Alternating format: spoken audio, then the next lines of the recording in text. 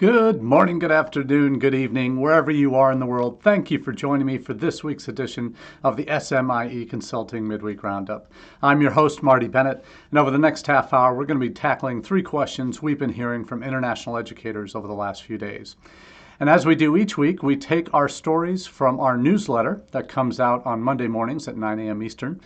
And that comes out in a couple different ways, but if you're interested in subscribing, I'm dropping the link to our SMIE consulting.org/subscribe site where you can add your details and get the newsletter delivered to your inbox on Monday mornings. If you'd like it more in, we also have this week's edition for you. We'll be putting a link to that in the chat as well. And for those of you who are listening on the podcast, those links, particularly the SMIE consulting.org/subscribe link, will take you directly to the archive of all the recent editions where you'll be able to find this week's edition for Wednesday, September 14th, and find the articles that we're referencing in the chat. If you're not watching live or looking at the repeats on YouTube or Facebook or Twitter or LinkedIn, where we drop the links to each of these stories that relate to our questions that we're covering. So we also have the newsletter available in LinkedIn, if that's where you go for your international ed news. If you subscribe to the newsletter through LinkedIn, just click on that most recent edition of this week's newsletter, which by coincidence is the 200th edition of our SMIE Consulting e-newsletter. The title of it is All the SMIE News Fit to Share. And the SMIE, in case you're wondering, stands for Social Media and International Education. So the news stories that we feature in our newsletter on Mondays, and then we profile 3 of those stories typically through the guise of questions that relate to the news items of the day. And we do that as a way to really talk about some of the key issues that international educators are facing these days. And we do that by going in depth into these articles and the questions that they raise about how we do what we do in international education. And the first one is a topic that has been around for quite a while, and that's the ever-evolving way students' digital habits are changing. And this is something we've noticed certainly in the age of the internet. It seems like there's something new almost every year, if not every 6 months, that comes up that is the new shiny thing that students are drawn to. Not just college-age students, but all young adults and preteens that might be online and eagerly exploring different ways to communicate with each other and find out information. And that's what we're going to talk about today with this first question. How are students' digital habits changing? Well, we've seen over the last few years certainly when I started becoming active on social media and using it professionally in 2005 to 2008, when I was working on a university campus, we started asking the questions of why aren't students responding to our emails? Why aren't they coming to our on-campus events? And this is for when we're talking with our currently enrolled international students. And I had this epiphany one day: we need to start asking students where they're spending their time. And we found out at that point in 2005, 2008, they were largely on Facebook. And that platform evolved from a college to college kind of communication platform, social media program platform that students were on first. Administrators and everyone else kind of slowly got onto it, and now those kids that first started on Facebook in the noughties are now upwardly mobile professionals, hopefully with families of their own, and their kids are not on Facebook typically. So over that generation, there's been some change, and that's how we kind of mark the time of passing of the torch from one generation to the next, and is how these habits change. So where they spend their time is obviously one of the most important questions you need to answer for yourself in terms of when you're thinking about going about advertising, going about reaching out to students in particular markets through digital means. you want to know where they are. We know all the data for the last few years has pointed increasingly to students are living online. They're living primarily on their phones, increasingly on their phones, almost exclusively on their phones in other than school-related kind of content. So what we need to know is how are their habits changing within that. And we're referencing today an article, it's already in the chat, from ICEF Monitor. It's called Tracking the Gen Z Student Journey in Planning for Higher Education. And there's some great content in here in the article that we'll be going through today. They come up with three kind of top-level takeaways from this Unibuddy survey. So Unibuddy, one of the more popular student ambassador platform communication tools out there. They have partnerships with study portals, with IDP Connect, so that their plugin is available on your search profile, on your college profiles on those sites. That if you have a student ambassador program, they can be leveraged there. Also independently on your own site, on the different social media channels, your student ambassadors are contributing content to. So. Unibuddy is the platform provider for this, or the source of this survey document.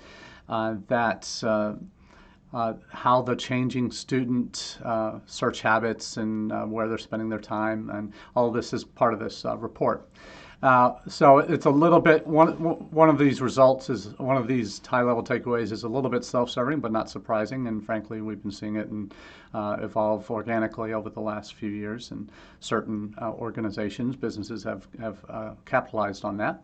And Unibuddy is certainly one of them. But the three top-level takeaways. New research report underlines that universities and schools need to design their websites so that it conveys the right feel to students and prioritizes their top concerns. That's first. It also makes clear that having a student ambassador program is now essential to engaging prospective students. That's two. And third, many students are using TikTok or other social channels as search engines, not just tuning in for entertainment. So that's a little bit frightening, that given the wide variety of content available on TikTok, and some of it very light and silly, and some of it very dark, and certainly places you want to stay away from. But now that students are using this as an informational tool, a search engine. So can't say that a whole lot of universities, particularly those in the United States, they might have domestic admissions folks that are starting to leverage TikTok as a way to do that. One of the universities I work for, UNLV, has done that effectively, created 2 TikTok accounts for admissions and then the university as a whole over the last year.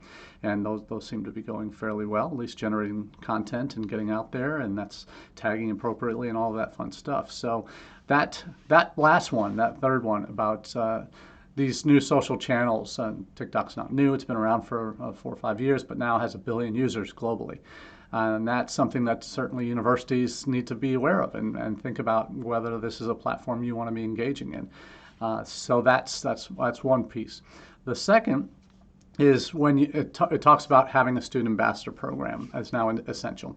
And for those of you who have been following this podcast, this live chat for at least a few months, you've heard me talk about the 6 Ps of strategic international enrollment management. And these 6 Ps are what I consider the founding principles of a successful international ed strategy for your institutions. And it's not just about the enrollment piece on the front end, it's about services during the journey as well. So you're accommodating that entire international student experience in how you plan for international students on your campus.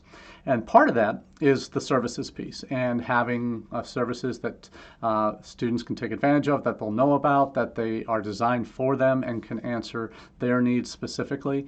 And the colleges that do that best are the ones that, if they can leverage those success stories from this international student journey and successful alumni in their communication with prospective students, are going to do well.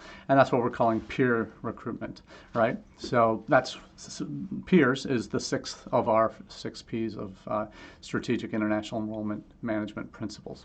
So that last P is allowing your students, allowing your alumni, allowing the parents of your current students to tell your story, because they're the best recruiters that you can have out there in terms of being able to tell their story authentically to future students, and that's what any institution would want to have happen, to allow those connections to happen organically, for them to be able to see themselves in a current student or an alum or a parent, see themselves as part of your journey, part of your institution's experience. When they can do that, that is what adds much more in your favor, when you can have that painted picture done by a current student or an alumni that helps to shape that prospective student's image of, hey, this could be a place for me because that person looks like me, or came from my country, or came from my region, or is studying what I want to study. That could be me. And that's what you want to encourage and engender in all of your prospective students that are serious about your institution when they have choices. And they have lots of choices, not just your institution and your neighbors in your community or in your state. They're potentially applying to multiple countries for their university options. So when it comes to having your presence in front of them and allowing your story to be told, particularly by your current students, that is adds value to your whole approach to international student recruitment. Now, the first piece, I saved this part for last in terms of the first takeaway, which was that universities and schools need to design their sites so that it conveys the right feel to students and prioritizes their top concerns. So, what are those top concerns? Lots of student satisfaction surveys, lots of prospective student surveys that cover students at different parts of the journey. So there are different takeaways depending on the audience. But quality comes to the top very often. But even more so since the pandemic, we've seen career opportunities and ROI kind of jump to the top of the list as priorities. So when you're looking at what you want your sites to be reflective of is your outcomes, right? That you provide the quality of education, that you provide students with the tools necessary to achieve appropriate employment after they graduate, or get admitted to graduate programs if they're starting as undergraduates. So part of that is that feel that you're trying to establish that meets that student's need. Or needs, depending on where they are and what's important to them. But those results, making sure that you are demonstrating that from the first impression. And your websites are generally, other than search sites out there, going to be the first direct impression of your institution. And you want to make sure it's easily accessible, which has always been an issue that institutions do or do not do well, is making it accessible from mobile first or design, and that it is also one that speaks to their needs, is easy to navigate, is reflective of the values of the institution, but also what you want prospective students to know about who you are as an institution, or what you are as an institution, and what they should expect. So how that gets translated is important.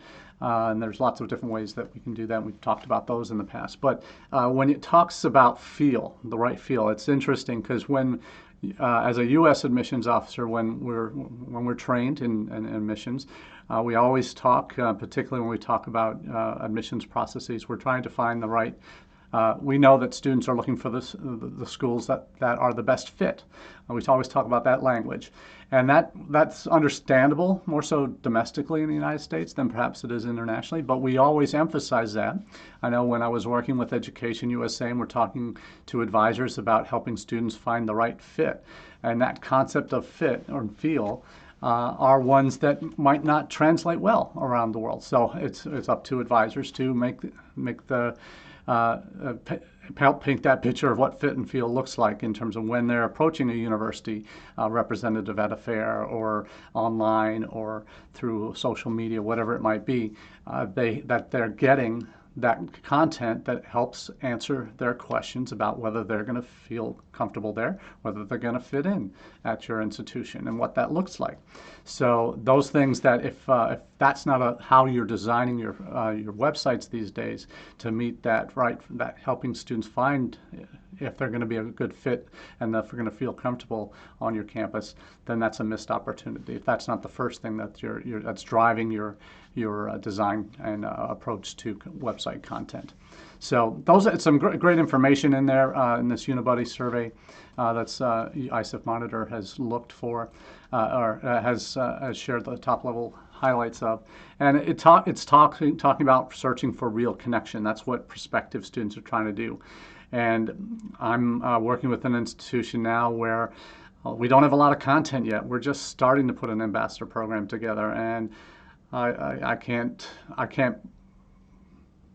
emphasize enough how important getting that up and running is, because of how when we don't have a lot of content of our own, existing content that we can share that's specific for international students, having some of those current students, if I have to start over again, which I basically am with this institution, starting with content that is student generated from a successful ambassador program, that helps lay a stronger foundation for everything else that you're looking to achieve and can develop through their interactions on social, through the content they're generating, and capturing some of that, repurposing that for institution-wide social interviews that you're going to do that are going to be related to those student ambassadors. All of these are pieces of the puzzle that, if you have them fit in well together and you're a well-oiled machine, the sky's the limit for you. But if you're just starting out, certainly that ambassador piece is one that I would strongly focus on in terms of content from your current international students. So that's topic number one today. So we really find this kind of a topic one we could talk all day and night about. And actually next week at the Education USA Regional Forum for Europe and Eurasia, I'm going to be presenting with 3 advisors from Europe, from Poland, from Georgia, and from Azerbaijan, and we're going to be talking about beyond webinars, how you can be connecting with students successfully throughout the admissions cycle. So this is a topic that's very always top of my mind, and I'm happy that I'll be presenting that at the conference in Belgrade, Serbia next week. So that will be where I'll be doing my live from next week. So hopefully you can catch that when we come to you live from the EdUSA Regional Forum. With the time difference, it'll be in the early evening hours when I'd be connecting with you. So we'll see what that looks like in terms of the conference. It's the last night of the conference, actually. So we'll see what that looks like in terms of what probably be my summation on what happens at the forum. So next up is the issue of moral responsibility for international students. This is sometimes a tricky topic to talk about within international audiences, but when we talk about universities, I went to university in the mid to late 80s at a time when divestment from companies that were doing business in companies that were doing business in South Africa before apartheid had been lifted, and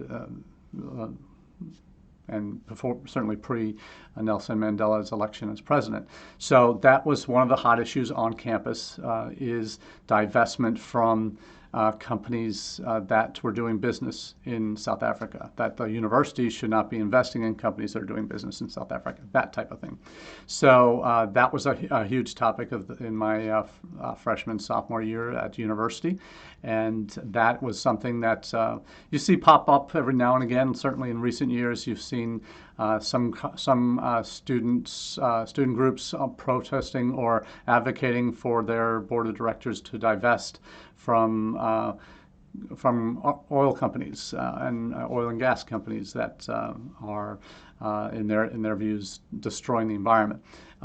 Those are common things on college campuses where freedom of expression still exists to a large extent. And this is what one of the issues we're talking about today is related to moral responsibility when it comes to international events. We saw some of that happen post Russian invasion of Ukraine in late February, early March. There was disconnecting of relationships with institutions in Russia, showing increased levels of support for Ukrainian institutions, and certainly Ukrainians who were in the United States received temporary protected status and benefits from the U.S. government. But universities, those are kind of the easy ones, easy decisions to make. So some are still hanging on to ties with Russian institutions and certainly not putting them front and center on their websites. But certainly those are some of the moral questions that come up that are international related, that impact international events impacting what institutions can and should do. The first article that I've put up in the chat is one related to Carnegie Mellon. They have had the only master's level degree program offered in person in Africa for many years now. Started, I think, in 2010 or 11. But they have been funding this graduate level program in engineering, computer science. They are, and like I said, they are the only U.S. college or university that has graduate level programs offered in a physical location in Africa. And their program in Rwanda has been there since 2011 through their College of Engineering, Carnegie Mellon. They had been funded primarily by the Rwandan government in the early days. 175, there was 70, I think initially $75 million, $100 million from various monies over the year, almost $100 million from the government of Rwanda that allowed them to build the facilities and the building and now campus that they have there. The scholarship program, there's been a new $275 million investment in the institution on behalf of the Rwandan government and the MasterCard Foundation moving forward. So that to allow the campus to operate what they call in perpetuity, with over 300 scholarships aimed to growing the university's annual enrollment by more than a third. So there's been real commitment by the institution, particularly the engineering college, to be in Rwanda offering these degrees, and it is certainly a high-profile institution and the first U.S. campus to do so. So to be offering degrees, graduate degrees, fully in Rwanda. So the questions have come with some of the connections to the government, and the Inside Higher Ed article talks about how what this, and in my social media post on this week, I asked if this was an example of education washing. We've heard of money laundering, where criminal enterprises find legitimate businesses to launder their money and to clean their money. But there's also reputation laundering. We've found, and through what we call in the UK, you've had, or throughout European football or soccer, you've had investment funds of nations, particularly Middle Eastern nations, Saudi Arabia, Qatar, UAE, that have bought controlling interests in major soccer clubs in England, in France, two in England, one in France, that have been purchased recently in the last 10 years at least, by sovereign wealth funds from these Middle Eastern countries. But the one in particular that has raised the most eyebrows, we had the Qatar Foundation a few years ago, when they purchased, Qatar bought controlling stake in Paris Saint-Germain, one of the top clubs in France. And this was at a time when the Qatar had gotten the World Cup bid, and there was promotional efforts by the Qatari government to promote their image, even though there were severe human rights abuses taking place and awful working conditions from the South Asian citizens that had moved to to that country to build the stadiums and the infrastructure for the World Cup that's taking place in November, December this year.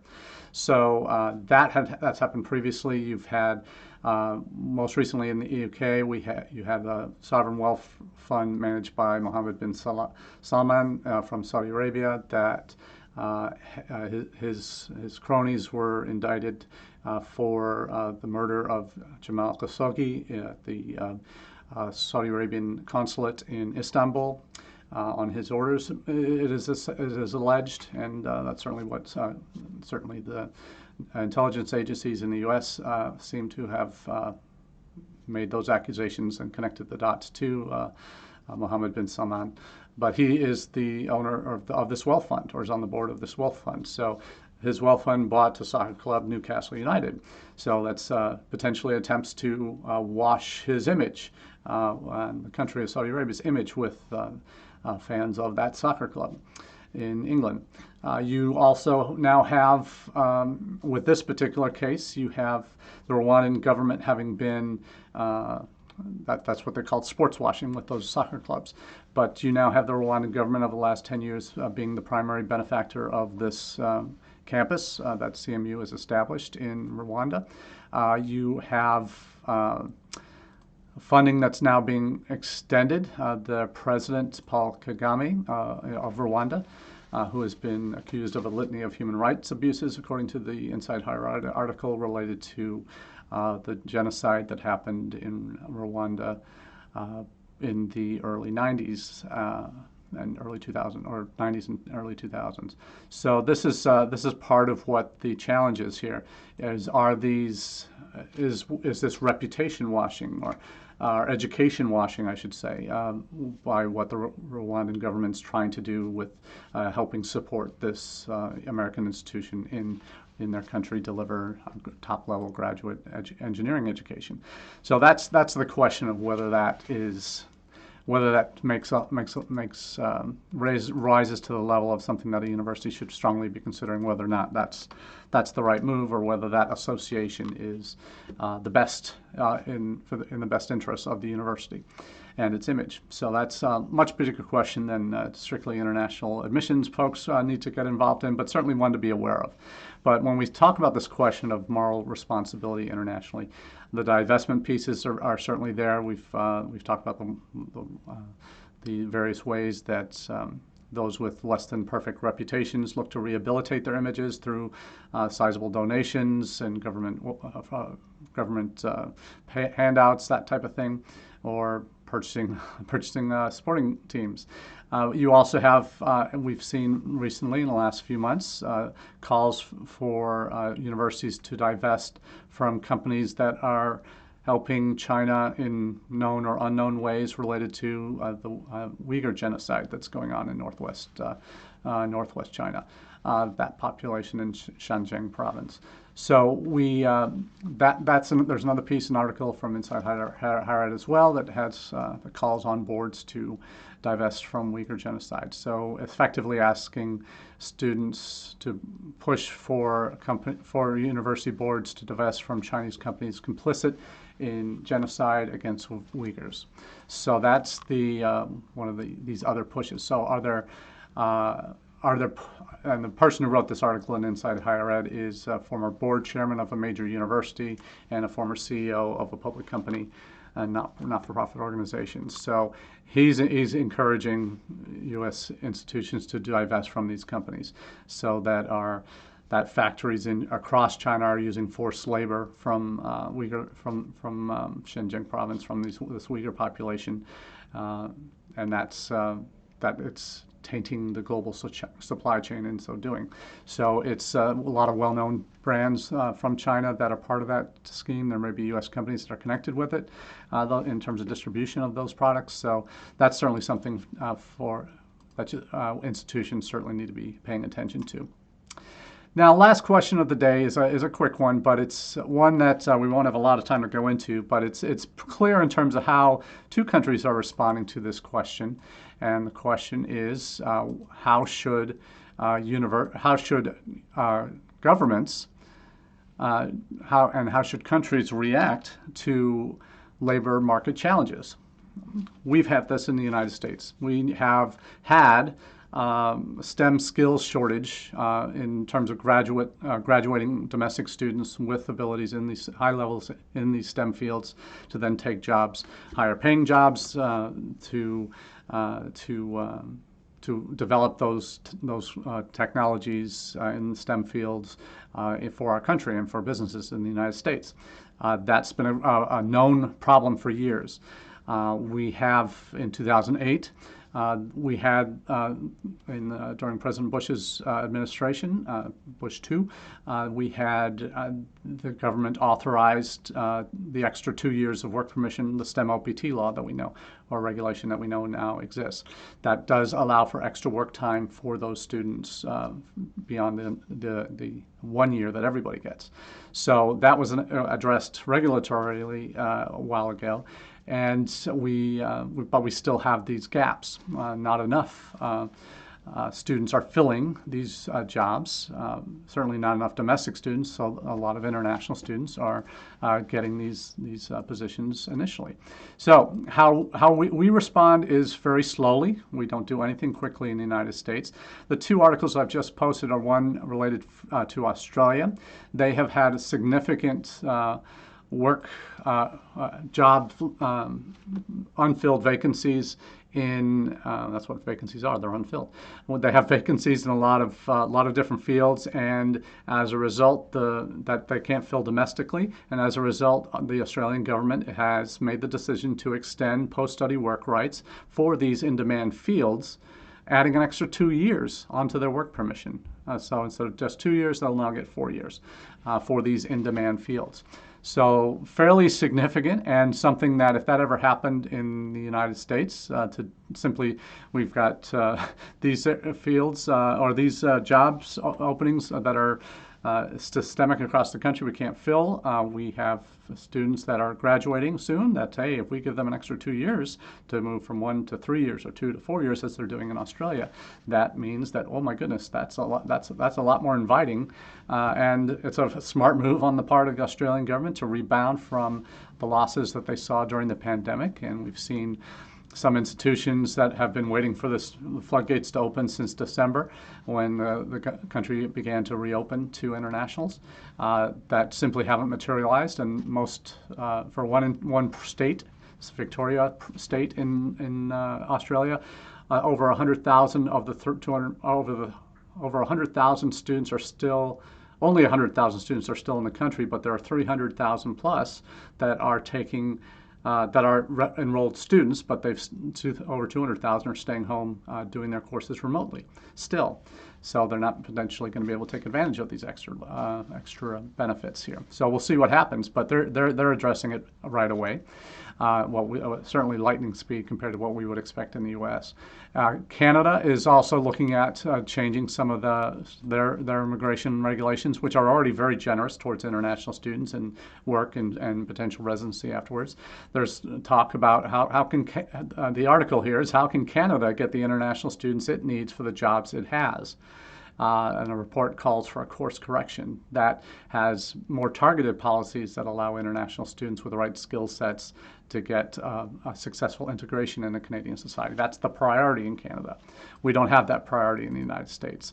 So it's an interesting dilemma that we face in terms of changing policy, changing direction, and it seems that Canada, Australia, UK previously have made those course corrections necessary in very short order. We're just not able to do that in the United States for a variety of reasons. But certainly, if we were able to do that as quickly and efficiently as Canada and Australia have done, we would be in an even more advantageous position internationally in terms of student recruitment. But enough to talk about that for years on end. But enough for this week.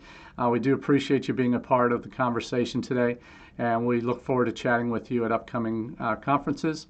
For those that will be in Serbia, looking forward to connecting with you next week at the EdUSA Regional Forum. And that's where we'll be coming to you live next Wednesday, 1 p.m. Eastern, which will be about 7 p.m. Central European time, where I'll be presenting to you from. So look forward to chatting next week live from Serbia. Cheers, and have a great weekend.